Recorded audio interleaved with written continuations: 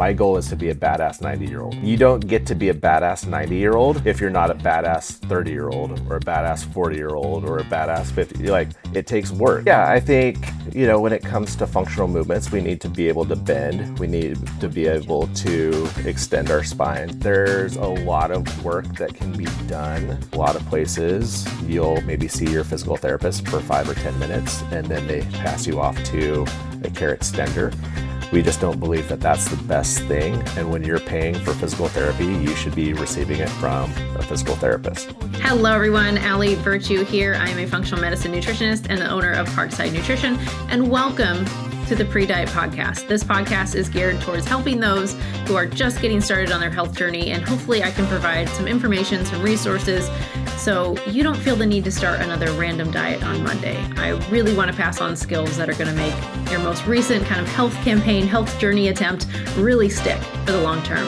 And today we have a fantastic resource for you. It is Jon Moore, the owner of the PT Project, the Physical Therapy Project. He is a doctorate in physical therapy, and he is a wealth of knowledge. Some of the things that we talked about today were just so fascinating to me. So many moments come to mind, but he talks about what are some misconceptions when it comes to physical therapy, what are some myths that he is, addressing with his clients and patients, and what else did we talk about? What is an optimal routine?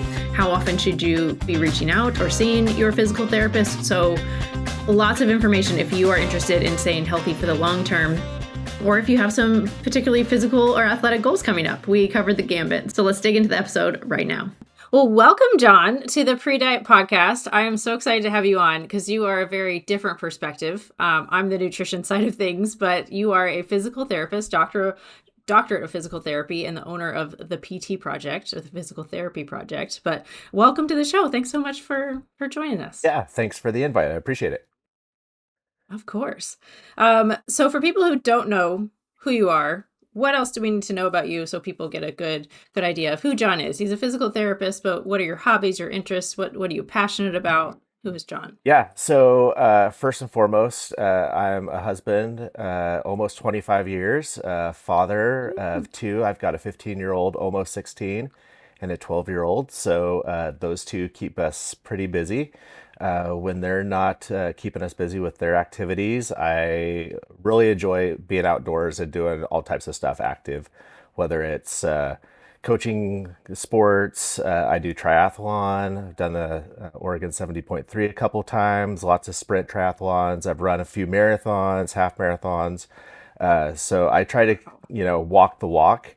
That I'm trying to teach my clients, to be active and healthy and invest in their fitness. So I try to do that as well. So, but yeah, get out, go for a hike outdoors. We're surrounded by nothing but beauty here in the Pacific Northwest. So there's lots of stuff to do. You always been interested in sports, even since playing sports as a kid, and it just kind of grew into a career? Yeah, pretty much. I was always the kid that, from the time I could walk, I was carrying a bat or had a football helmet on, or, my parents have pictures of me when I was in diapers, but I'm still carrying a bat and got a glove on my hand and all of that kind of stuff. So yeah, it's just been a lifelong passion. And, it was one of those things how do I, continue my love for sports into my career, and this has blended pretty well for that.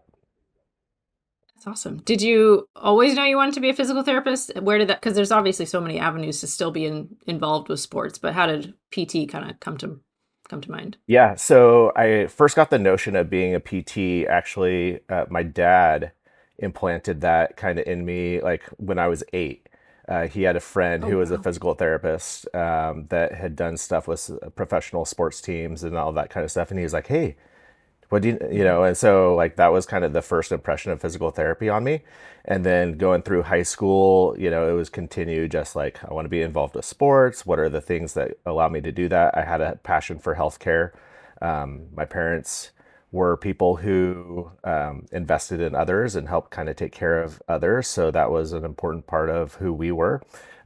So yeah, that was kind of a deal. And so I went through high school and, those aptitude tests of what skills, what are your strengths, what would you be good at? Mine always came up as either like physical therapist or garbage man. And so, Fun. so physical therapist sounded better than, no disrespect to Hmm. people who, pick up the Yeah. trash. We need those folks, but that was just not my passion. So, Hmm. physical therapy was kind of the deal, that or athletic training. And Hmm. so I went off to college kind of with those two career paths in mind. And while I was at Corbin, I started volunteering in the athletic training center, started volunteering in PT clinics, and it was really just became evident that PT was the route for me, with the goal of having a family and all of that kind of stuff. And now here I am kind of getting a chance to do both. Amazing. I don't think a lot of people think about that as much of like maybe the job that we like, but also how does that match like our personal goals or family goals? Like, can we be around? And you obviously own your own business, so you can cater it to what you need it to be. For sure. Awesome. What was the hardest or part of the track as far as like on the way to becoming a PT? Oh, I just think, just the day in and day out, like just the rigors of like, Hmm. man, is this worth it? Like all the time, the studying and the money and all of that kind of stuff. Back then, like when I got into physical therapy, there was only one school here in the state of Oregon. Wow. Now we've got five. So it was much harder to get into PT school, and it is still a challenge, but it was really hard to get into schools. I was fortunate to get accepted to three out of the four that I applied to. But it wasn't that I think that was probably the hardest process, is just getting accepted to PT school and then just getting through the 3 years of day in and day out tests and studying and all of it. So, Tough track for sure. And you've been doing this career how long now? oh gosh, since 2007. So whatever that is, almost 19 Okay. years. Wow. Yeah, You need to update your website. I think it said 14 years. And I I was like, I have a it's feling this is yeah, on the older side. yeah, Yeah. 19 years now. Wow. In November, I'm an old guy. You know a thing or two. Yeah. Wha- I've forgotten more than I know, I think, but What are some of the misconceptions that people might have when it comes to PT? Because I feel like a lot of people think it doesn't work when I think a lot of people might not put in the work. But what are some of I don't want to say that as a generalization necessarily, but what are some of the misconceptions that you think a lot of people have about physical therapy? yeah, I think there's a few. I think one of them is physical therapy is only for when you're hurt. Mm, There's a lot of work that can be done on the healthy side of things or the pre-injury side of things to keep you from becoming injured. But working with a physical therapist to help figure out what those things are that lead to those mhm. injuries can be a big important thing. So being on like the prehab side of things versus rehab, that's one misconception. Um, Another misconception, which I'm working to try to change, is that PT is only about very generic exercises with rubber bands and, uh, you know, um, finding stuff that you can do essentially online from Google or like any of the YouTube, like, you know, Brad and Bob type stuff. So that's, I think, unfortunately, my profession has done a really bad job of demonstrating its value to people. And that's where a lot of those misconceptions are. So we've allowed insurance companies and lots of different things to dictate quality of care. And unfortunately, that's led to the notion that physical therapy doesn't work. If people like get the care that they deserve, then almost always they're going to start to see improvement. Whether they're injured, they've got something going on, people will start to see our bodies adapt pretty quickly if you're doing and putting the right stuff into it. Just like with food, right? Your body is going to feel amazing, much better if you start feeding it the right stuff.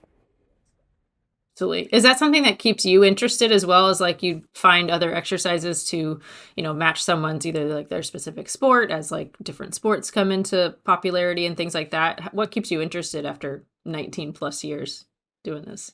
I think for me, it's the stories. It's the stories of the Mm, people that are coming to us and the reason why they do their activities. That's for me, like it's not about, oh, like I've discovered some new great exercise. Like the human body is pretty simple, and the stuff that works for human bodies doesn't change that much. But it's the stories of the individuals that are coming to us, whether they're coming to us in a really broken state, and over the course of weeks, we help them get back to doing the activities that they love to do. Like that's what, for me, is the thing that fills the bucket for me. that's awesome. Absolutely. I mean, people make it interesting, right?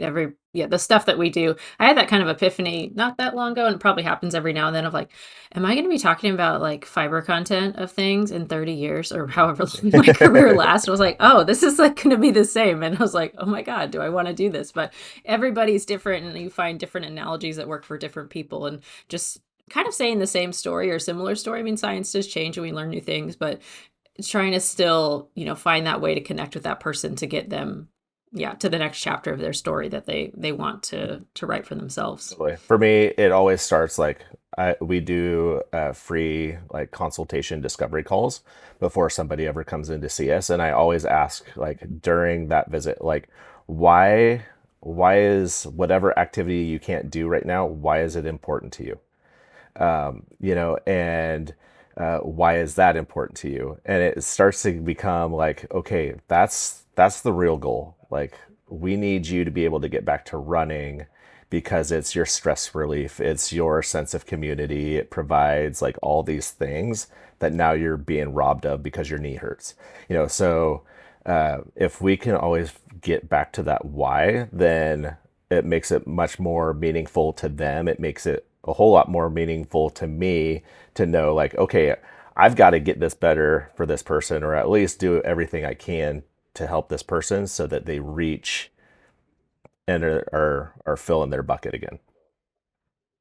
Absolutely. And I'm guessing, I mean, that's probably one of the most challenging pieces of my job is like, quote, helping someone find motivation or doing the things. Besides finding their why. I mean, I think that's excellent. Like almost like step zero, right? Yeah. If we don't know why we're doing stuff, it's really hard to be motivated to. Is there anything else that helps that ways that you help clients like stay motivated or get the things done when it's challenging or potentially painful for them to do those exercises? Yeah, I think, just encouraging people of like, you know what, I know this is something that's hard for you, it's foreign, but for me, I've seen this countless times over and over and over and over the last 19 years, right? So trust me, I know it's going to be hard for you. Just trust me, trust the process. And I think once people like understand that you care as much about them getting better as they care about them getting better, the buy-in and the sense of trust like is exponentially increased. So A great point. Yeah, because people invest in people. yeah, That's why I feel like the one-on-one practitioner ratio works better than like you could find a lot of this stuff on Google, but Google's not going to care about you totally. or your results. Absolutely. What kind of clients or patients do you see most of the time? I feel like from the outside, people might think you only work with athletes, but that's not the case, is it? No, not at all. And I think that's probably like part of it is like we've gone so heavy with like helping support like the Salem Capitals, the Marion Berries baseball, Corbin University athletics, all those types of things. But in the fact of the matter is, we treat everybody. Our clients are everybody. I say it all the time. If you have a body, we believe you're an athlete. So we're going to treat you like you're an athlete. Your sport may look different to from the person that we worked with last or is coming in after you, but life is a sport, whether we like it or not. We're all running a race. And so our races events look different, but we're going to treat you like you're the athlete that you are, whether you believe you are or not. So, I mean, our youngest client, I think that we've had in the clinic is 7 years old, 6 years old, 7 years old. Our oldest is 94.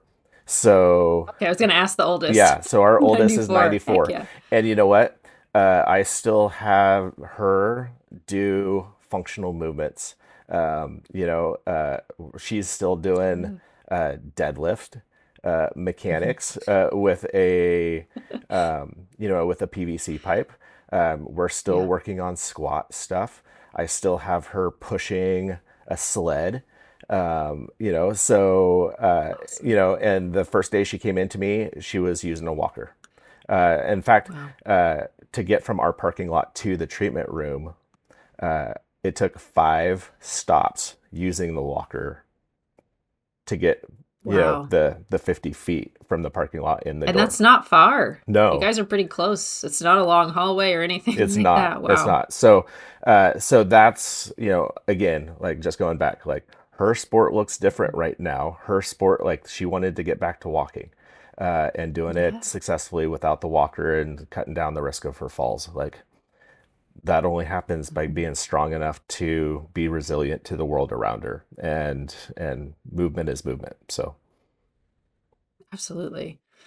That's so awesome to hear of like it kind of reminds me, I mean, I say all the time, like nobody graduates past the basics. Like you still have to like drink water, eat generally well, sleep, all of those things. What comes to mind? What's that version for you with the physical therapy side? Is it like squat, deadlift? Are there truly like pretty universal movements that fit most goals or just help people be strong? yeah, I think, you know, when it comes to functional movements, we need to be able to bend. We need to be able to extend our spines. We need to be able to squat, move through our hips and our knees. We need to be able to press overhead. We need to be able to do some of those things because they're functional. We need to be able to pull, right? So those are kind of the universal like movement patterns, and we can break it down and be get even more scientific about it. But the fact of the matter is, we need to be able to bring food to our face. We need to be able to push stuff away from us. We need to be able to get up off the Yeah. floor, or stand up from a chair and sit down to a chair. You know, all of those types of things. So those are the fundamentals, but we need to be able to have the joints and the muscle capacity to be able to move our those joints through space. Makes sense. Makes a lot of sense. I feel like that's not really talked about as much. It's talked about a lot in the CrossFit world, right? Because it's like all quote functional Yeah. movements. I think there's some fun human tricks thrown in there. I don't know if I need to do handstand push-ups. I think there's other ways to press, Yeah. but yeah, that would be a really interesting like re-education point in like I don't know PE school, PE classes like for kids growing up because I don't feel like there's like almost like exercises put as into like childhood is like, oh, we need to get the energy out of the kids versus like, I don't think I ever really learned how to work out until joining CrossFit and like paying a little bit more attention to like what makes up a workout because it was always either made for me in college softball or something along those lines. But is that something you try to talk to your clients about? Like, this is how to exercise type of thing? Yeah, I mean, again, it goes back to what their goals are. You know, I'm not going to Mm. try to pretend that everybody needs to be a barbell athlete and push and deadlift and squat if that doesn't isn't the thing that fills their bucket. You know, if the thing that fills Yeah. their bucket is going for a hike and going for a walk with friends, then I'm not gonna Mhm. like pretend that their goal is less important because that's what my goal for them is. Like it always comes back to their goal first. So I'm going to try to build a program around what their goals are for them to support what their goals are so that they can continue to do the stuff. If that, it doesn't mean that their goal has to stay the same goal from now until they get called home. It just means that they have the liberty to change and like pursue new passions when they're ready for it. And, you know, I'm just the avenue or the kind of the guide to help them get to that new spot.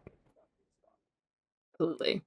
Is there like if someone says like their goal is like longevity of just, being able to pick up grandkids, maybe do like the local 5K or sprint triathlon, just like generally healthy human can kind of pick up something and just like go play pickleball or whatever. Is there elements to quote like an optimal workout routine for longevity? Is there like, because everybody I see a lot of arguments between like strength training and yoga and Pilates and like cardio and yeah, is there, like, a right way or more optimal for that generally recreational, lifelong athlete? Yeah, I think, you know, for those folks who are just like fitness, I just want to have an overall fitness goal. Yeah, I mean, think you need to be working out 2 to 3 times a day with strength, or not a day, 2 to 3 times a week.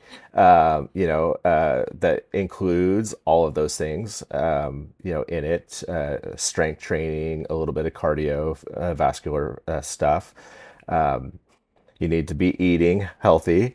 You need to be getting sleep. You need to be getting, water intake, and then, taking care of your mental health through, whatever form that you desire, whether that's, through your faith, through meditation, like something to help kind of improve your mental fortitude also is important. So I think those things are really the things that we try to help people like kind of hunker in on, as far as like this. If you do these things, you don't have to do every single one perfect all the time, but if you're generally consistent with those 5 elements, you're going to set yourself up to have a pretty successful long race.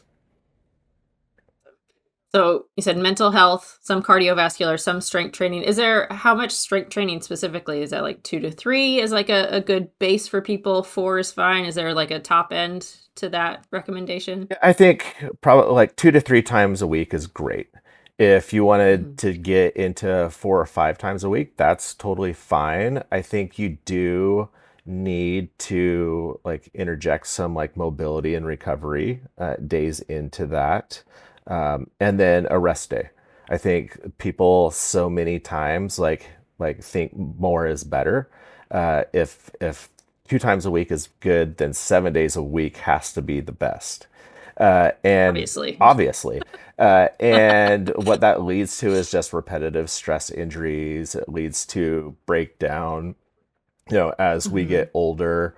I was just looking at studies last night on tendon health, and our tendons don't hold up and repair themselves the same way, you know, uh, in our 30s and 40s and 50s. Like you can see like cellular changes in our tendons happen across each generation. And so, we need to take that into account. So somebody in their 70s, that perfect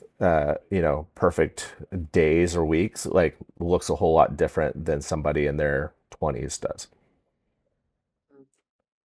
Speaking of injuries, what's it sounds silly question, but like what came to mind was like, what's too many injuries? Because I think there's a spectrum to it of like people will say like, oh, you like if I have something tweaked or whatever, people are like, oh, well, that that's sport you're working out too much. But also I feel like, well, I'm also an active person, so like overuse potentially is going to happen. But absolutely implementing rest days. But what's a sign that someone is either not working out properly? Chronically injured, like what's is there a balance there of like what's quote normal of just hazards of life versus I might not be strong enough or I might not be fit enough or maybe my balance is not great if I keep falling type of thing? How do you help people interpret what might be normal and what might not be normal? Yeah. So in my opinion, injuries are always check engine lights. They're Mm-hmm. always a sign that there's something going on deeper in a movement Mm-hmm. pattern, whether that's because they lack strength or they lack motion somewhere. So injuries are just inevitably uh, uh, a symptom of faulty movement patterns. And so when you start to, faulty movement leads in a circle to uh, bad habits, and those bad habits eventually lead to injury and pain, and that you just more pain, faulty movement patterns just continue to cycle, and it breaks up, and you'll start to see like, well, maybe like this morning I just woke up with a stiff neck, uh, you know, and it goes away. Then that continues to happen over and over and over. Then we start moving differently, and now suddenly our shoulder is messed up, or like, type of thing. It wasn't that our shoulder had anything to problem with it. That if we had listened to our body like we should have when our neck started bothering us, we could have been a little bit more proactive about taking care of the stuff before it became a problem. So for me, it always goes back to like what should a joint move like, And do I have the strength to support that joint through the activity that I'm doing? If I'm moving good and I have the strength to withstand the rigors of the activity, I'm never going to break down. You know, so pain, like like soreness from muscle, like muscle soreness, that's a different thing. But like true pain that like stops you from doing an activity, like that's not normal. Okay, you're answering all my questions, John, before Perfect. I get the chance to ask it. It's great. But that was my next question of like soreness versus pain, because someone who's just starting, I think that often gets confused. So can you say that again, or define like soreness versus pain so people know like, okay, this is soreness, I'm okay, I can still move. Maybe I move at lighter weights today or lower intensity versus like, is this actually going to hurt me? Like if I keep pushing through this? So, kind of my general rule of thumb when I'm talking with people is there's two types of pain. There's good pain and there's bad pain. Good pain, that's muscle soreness that after you've done a new activity or something for the first time, like there's probably a whole bunch of people right now with some sore muscles after being out in their yards gardening for the first time, type of stuff. Mhm. Those things the soreness should not stop us from doing anything the remainder of the day. So it shouldn't completely like shut us down. It should go away within 24 to 48 hours. And, it shouldn't be like sharp stabbing pain. If it's like a dull ache that's just kind of there, we feel it when we move, but it doesn't stop us from doing the rest of our daily activities. That's an okay spot. That's the we push forward spot, or at least don't change anything, continue to do the same level of activity. And then once that soreness goes away and we can do that activity without the soreness, we're ready to increase what our activity level. If we, on the flip side, bad pain is like sharp stabbing pain, pain that like instantly stops us in our tracks or keeps us from doing our daily activities, or it's lasting longer than the 48 hours, then we need to reevaluate what we're doing. We're either pushing too hard or something's not moving correctly, and we need to take a step back and do a little bit more investigation as to why that's happening. Would be your first like order of operations? I mean, obviously eliciting the help of a PT is helpful. What would you recommend like first order of people to do? Like if this is starting to happen, like okay, I'm way more sore than what I thought, lasting more than the 48 hours, starting to get those repeated like stiff necks or stiff joints in the morning type of thing. Is that like, oh, I need to implement a rest day? I need to maybe stretch or add in more yoga? What's like kind of the first things that are pretty readily available for people, and then kind of how has it progressed from there to obviously reaching out for a professional's help? Yeah. So first thing to do is just do it like an inventory check of like, did I change? What did I change? What were the variables that changed for me? So did I start a new workout? If I started a new workout, is this consistent? Is that pain again lasting longer than 48 hours? If I go back and do the same workout, was it easier or harder for me? Those types of things. So just doing kind of a check that way first is really important. Also, what was my sleep like the night before? What was my nutrition before I worked out or did the activity? Did I get enough water? All of those types of things are going to have an influence on how your body feels afterwards. So those things, if they're all completely the same as you normally have done and you've had a workout in the past and you've done all the same stuff, then there's probably an indicator that there's something not moving correctly. Most people have a hard time figuring out exactly what that thing is for themselves. So that's where I would say, yeah, get in, come in, see a physical therapist, get in and just have them do a quick screening for you and see if there's anything going on. A lot of times, pain where we feel it is not the true source of where it's actually coming from. So that's just, again, it's the check engine light saying there's something going on in the engine that's needs to be tuned up a little bit.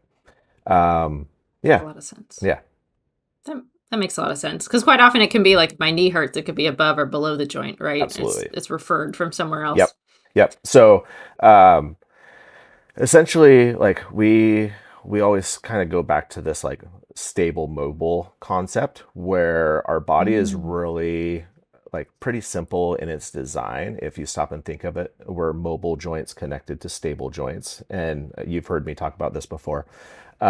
A mobile joint is a joint that's intended to go lots of different directions really, really well. Stable joints are intended to go one direction only. So if you think about how our body is laid out, we're just mobile joints connected to stable joints. So like our ankles are mobile. The next joint up is our knee. That one's stable because it's essentially a hinge. The next one up is our hip, which is mobile. It goes lots of different directions. Then our pelvis and our low back should be stable. Our upper back mobile. That allows our shoulder blades to be stable, shoulder mobile, elbow stable, wrist mobile, so on and so forth. So the problem becomes if one of the mobile joints starts to get stiff or it starts, it tightens up, or one of those stable joints starts moving too much, then we're going to run into issues, and that's where the pain is going to start. Okay, so for your knee example, it's not that your knee is hurting necessarily, or that's the source of the pain. Like it's probably because the knee is, instead of doing, a hinge, it's twisting. Yeah, So too much. why is that happening? It's because it's trapped between two very mobile joints in the hip and the ankle. And if those aren't stable or they're moving too much, then you've got problems. So that's where the strength problem So comes in. cool. So, like a lot of times, we never, like for people that come in with knee pain, typically we're going to attack either their foot and ankle or their hip and start there. And it's going to clear up the problem most of the time. That's usually just kind of the first level. If you take it a step deeper, there's usually stuff going on even higher up in their spine that aren't moving as well. So that's where we kind of start to go after those root causes of like, okay, if we're going to fix your knee pain, we got to take care of your spine and your hips, type of thing. Wow. Do you blow a lot of people's minds when they come in like, "Oh, this small part of my body hurts. It's right here." And you're like doing a full assessment and finding all these other things that it's like, actually, it's because of these things. Yeah, Do you have a lot of those common myths that you kind of bust for people of like, actually, this is the problem and you probably thought it was this? totally, totally. And we get a lot of people because of kind of the nature of our like business setup that have gone to physical therapy other places or have tried lots of Mhm. other things and haven't had the success that they were hoping for. And kind of Mhm. as a last ditch, they'll go like, "Oh, like so Allie told me that I should come see you," type of thing. And it's like, okay, we can go through that stuff and explain that, and they start to go, here's the reason why you haven't had success in these other places that you've gone to or the other things that you've tried, whether it's the Google exercises or you've gone to another, chiropractor, PT, sports medicine professional, and it didn't work out for you. Here's why: because they targeted the wrong thing with their treatments. They didn't get to the root cause. And once we start doing that, people are like, I explain exactly what I just did. Like, here's the problem. It's not that you've got all this other stuff going on. It's this. And they're like, oh, that makes a whole lot more sense. Really helpful. This wasn't one of my planned questions, but can you go into where a PT comes in context of like athletic trainer, your personal trainer? Like when do those scopes of practice kind of potentially cross over? But then also, where's the line of like, oh, I need a physical therapist help versus the athletic trainer versus the personal trainer? Yeah. So, in the hierarchy of skills, your personal trainer is going to be at the bottom. Your athletic Hmm. trainer is going to be the next one on the rung, and then your PT is going to be sitting over the top of that. Hmm. So, essentially, all physical therapy can be considered fitness or personal training. Not all personal training or athletic training can be considered physical therapy. So, even like that, this is one of my like big pet peeves is when I go to a gym and they're like, "Oh, we offer PT." No, you don't. You offer personal training. That is not physical therapy. And in Oregon and a lot of states across the country, PT, those letters connected to each other are reserved only for physical therapists, and it's against the law for any person who's not a physical therapist to state that they offer PT. So I didn't know that. yeah, so that's the thing. Like anytime you're Mhm. coming to physical therapy, like you can Mhm. consider that personal training or fitness, type of thing. Just because somebody got a degree off the internet in the course of a weekend doesn't make them physical Mhm. therapists. And so, a PT, especially somebody with a doctorate with lots of experience, those folks went to school for a very, very long time to understand how your body moves and to be the expert of the musculoskeletal system. You guys are diagnosing issues. That's the pretty clear. Like, because even a athletic trainer, I remember in college, they're like, "Well, this is kind of like." They would never obviously like diagnose played softball, right? Yep. So like chronic, any right side of your body, whatever side you throw with is just usually a little worn down. And so like, well, not really injured enough to like warrant going to the physical therapist, but like do these exercises. But they would obviously like never diagnose. Is that like another line kind of in the sand of like you guys are diagnosing issues? Yeah, we're diagnosing things from like a movement standpoint. Like even our scope of Hmm. practice doesn't allow us to officially like diagnose things, but we can say, hey, your symptoms, your signs and your symptoms are consistent with this. We're not Gotcha. coming out with like a formal like you have a rotator cuff tear. We can say Hmm. like all of your signs point to this. So it's just again, it's the nuances of our scope of practice and all of those types of things. Hmm. But yeah, That makes sense. it like we could go off on this as a tangent, Oh, for sure, for for sure. sure. Where personal trainers are Hmm. like, oh, you've got this going on. You're like, how? No, no. How would you know? Yeah, you don't. How do you know? And the the great thing is like there are amazing personal trainers around the area that Hmm. do a great job of understanding where their limitations are and then saying, Hmm. hey, this is outside of my knowledge base. Go see John Yeah. and Jared over at the Physical Therapy Project. Or, just like me, if something looks like it's outside of my scope of practice, I'm going to say, hey, like Mhm. this really needs additional imaging. I recommend you go see an orthopedic surgeon, type of thing. Let's get some extra help on this and take a look at it. Absolutely. And I feel like that gives me a lot of confidence when professionals or providers say that, because then they know like this isn't my area of strength or we need other information. And hopefully that is translated to most people of like, oh, this is a good thing when someone isn't necessarily the jack of all Yeah, trades. It's good to have to stay in your zone of genius. for sure. Um, What else was I gonna say? Oh, I think again, John, you answered it. But when is the best time to reach out to a PT? Is there kind of like we go to see our PCP, like once a year or every 2 years to get some blood work in and check in if there's any check engine lights on? Is there an optimal time that you guys would love to see people? Is it kind of like on the very early stages of this is starting to feel a little funky? I don't want it to become a thing, or like what's the best way to utilize your services? Yeah, so I would say at the very minimum, like if you've had a pain or discomfort that's lasted longer than 2 weeks, that it's an that if it's lasted longer than 2 weeks and it's been consistently like there, go get checked out, like come in. Hmm. Because the chances that it's going to go away on its own after 2 weeks are pretty minimal. The sooner you can come in to see us, the sooner we can get our hands on it and start to like address the thing before it leads to more movement dysfunction and creates even more problems.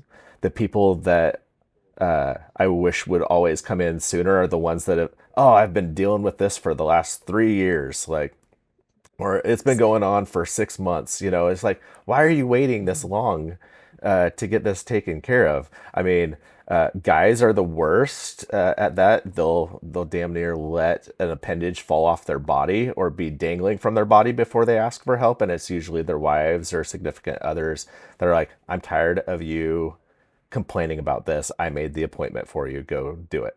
But the sooner we can get people in, the quicker we can get it taken care of. We have, programs with us where we have people that come in on a monthly basis or like two times a month, and they just say like, I love the way that I feel. I never want it to get back to the way it was before. So can I just come in for a monthly tune-up?